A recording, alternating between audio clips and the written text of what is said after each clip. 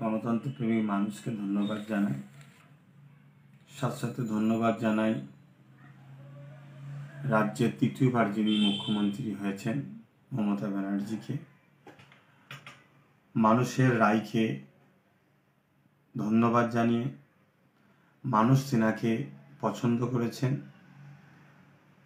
অতএব আমরা চেয়েছিলাম যে এমন একটা বাংলা, যে বাংলায় শিক্ষা, স্বাস্থ্য, কর্মসংস্থান, মানুষ হয়তো আমাদের উপরে বিশ্বাস না করে মমতা ব্যানার্জির উপর বিশ্বাস রেখেছেন, আস্থা রেখেছেন। তাই মানুষের বিশ্বাসকে আমরা ধন্যবাদ জানাই এবং ভাঙড়বাসীকে বিশেষভাবে ধন্যবাদ জানাচ্ছি যে আইএসএফ প্রার্থী নওশাদ সিদ্দিকীকে তেনাদের মূল্যবান ভোটটা দিয়ে জিতানোর জন্য।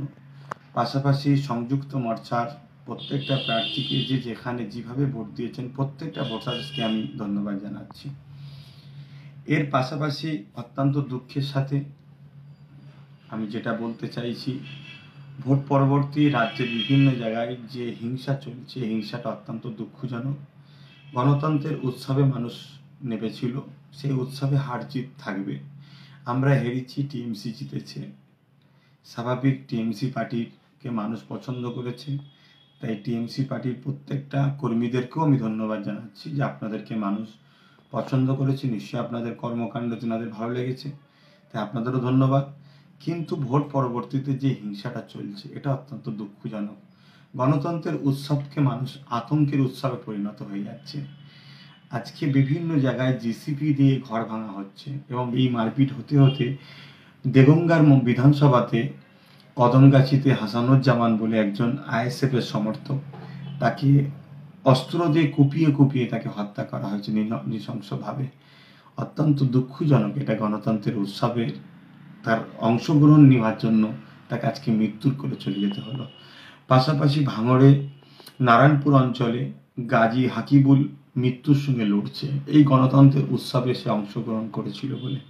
এটা দুঃখজনক। তাই আমি প্রশাসনের দৃষ্টি আকর্ষণ করছি এবং তৃতীয়বারের মধ্যে আমার বাংলার যিনি নেত্রী হয়েছেন মমতা ব্যানার্জি, তেনার কাছেও আমি দৃষ্টি আকর্ষণ করছি যে যাতে বাংলা শান্তিভাবে থাকে এর সুব্যবস্থা করুন এবং প্রশাসন বন্ধুদেরকে বলবো রাজধর্ম পালন করুন। পাশাপাশি এই দুঃখ সময়, যে সময়তে চাইছি যে এই করোনা মহামারী চলছে, যে মহামারীতে আজকে হসপিটালতে দাওয়াই থেকে শুরু করে, বেড থেকে শুরু করে, অক্সিজেন থেকে শুরু করে নানান সমস্যার সম্মুখীন হতে হচ্ছে মানুষ। অর্থাৎ এত মানুষের করোনা হচ্ছে যেখানে ঠিকভাবে সমস্ত সুযোগ সুবিধা মানুষ দিয়ে উঠতে পারছে না, মেডিকেল ঠিকভাবে সেখানে সাপ্লাই দিতে পারছে না, স্বাস্থ্য সেভাবে পরিচালনা ঠিকভাবে করতে পারছে না, রাস্তাতে মৃত্যুর মিছিল চলছে।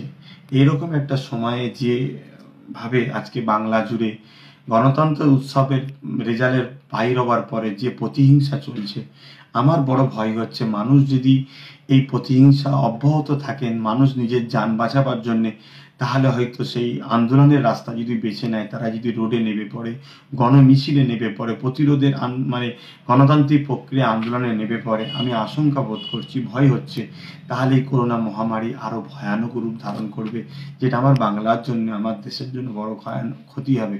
তাই সব দলের মানুষকে বলবো ধৈর্যের সাথে শান্তি বজায় রাখুন। হার জিত হতেই পারে। আপনারা জিতেছেন, আপনাদেরকে ধন্যবাদ জানাই। যারা হেরেছেন, গণতন্ত্রের মানুষের যে রায়, সেই রায়টাকে মাথা পেতে আপনাদেরও মেনে নেওয়া দরকার। তাই আপনারা উভয় শান্তিতে বসবাস করুন।